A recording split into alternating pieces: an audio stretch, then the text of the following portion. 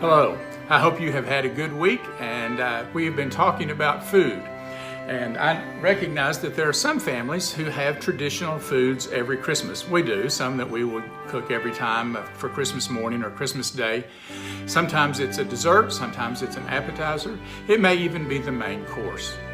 My brother and his family have oyster stew every Christmas. I don't know where that came from. It didn't come from our house at all. When Kim and I got married, somehow we got a Jell-O mold that looks like a Christmas tree. And so every year, sort of a tradition for us, we've made Jell-O, a Jell-O Christmas tree out of lime Jell-O, and then put in these little indentions, cherries, so that it looks like ornaments from the outside. That's one of our traditions for Christmas. When I was growing up, there were 5 things that we had every Christmas: oranges, nuts in a shell, little chocolate mounds. I don't know what the name of them is. They came in a little white bag, but they were mounds and they had a white filling on the inside, sort of a creamy filling. And then we had those sort of peppermint sticks, I guess would be a good way to say it, stick candy, that was very porous. And the thing I loved to do was pretend like it was a straw and drink milk out of it. Then that way my milk would sort of have a peppermint taste to it. Those were 4 things. The 5th thing, and this was my favorite, was chocolate-covered cherries. I love chocolate-covered cherries. It's my favorite of all of the candies at Christmas time. One year when I was really little, my brother gave me a Christmas gift, and I opened it up, and it was a box of cherries. Then I opened the box up, and you won't believe how disappointed I was. There were no cherries in it at all. In fact, there was a watch, a Timex watch. That was my first one. I enjoyed the watch, but my family said that I was probably more disappointed that I didn't get cherries than anything else. Now, I don't know if you know this or not, but there is an art to eating chocolate-covered cherries. You have to turn it upside down so that the flat part is here. And then you bite off the flat part. If you do it the other way, then all the juice is going to run all over your hand. Then, after you do that, you suck out all the juice. And after you've done that, then you just pop the thing in your mouth and you eat it. Now, that's the art. That's the right way to do that. One year, my mother-in-law went on a business trip. I think she went to Europe. And when she was coming back, she went through the duty-free shop and she bought me a box of Godiva chocolate-covered cherries. I was so excited. I'd heard about Godiva, but I'd never had any. I couldn't afford them.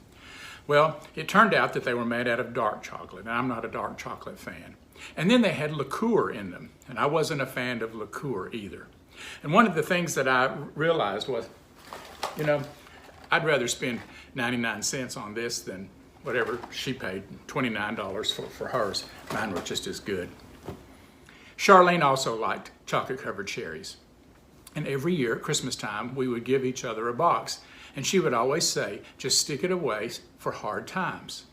And what she meant by that was that maybe there was a particularly difficult day in the office and we were just kind of up against a wall. So one of us would go into the other one's office and we would take these chocolate-covered cherries and we would peel back that cellophane and we would offer one to the other and say, here, it's time to have one. We're in hard times.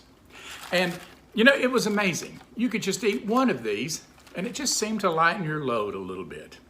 If you ate 2, well, your problems just started to disappear.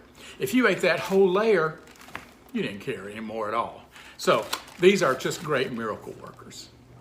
Now, for the most part, I crave salty things. I like chips and nuts and pretzels.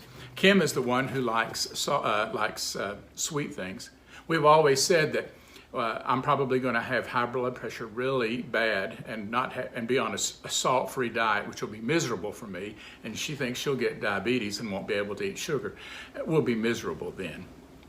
But if given a choice between something salty at Christmas and this is what I'm going to take every time. Now, when we first started buying these, they were 50 cents a box. Do you remember that? They also had 12 in them. Now they're about $2.50 or $3 a box, and they've gone down to 10. It's kind of like everything else. But it's worth it, because these chocolate-covered cherries, I think, are just like a Christmas miracle. They take you back in time to a place where life was simpler and you enjoyed Christmas in a much different way. They remind you of cherished friends like Charlene, who also shared in the joy of eating chocolate-covered cherries with you. They help you to forget your problems. And they remind you that a simple cheap box is better than an expensive one.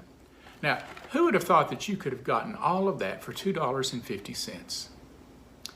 What else does that? Well, I think Christmas does.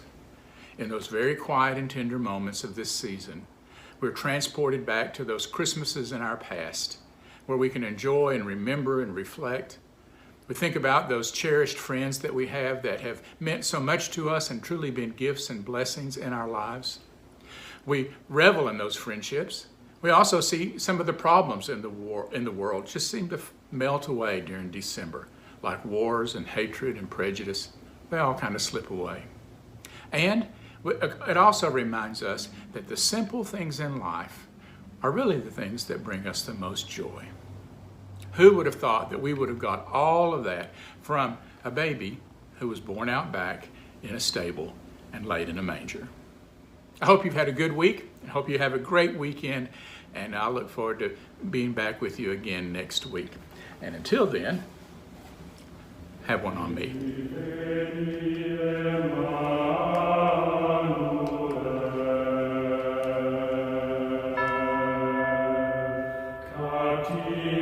Soll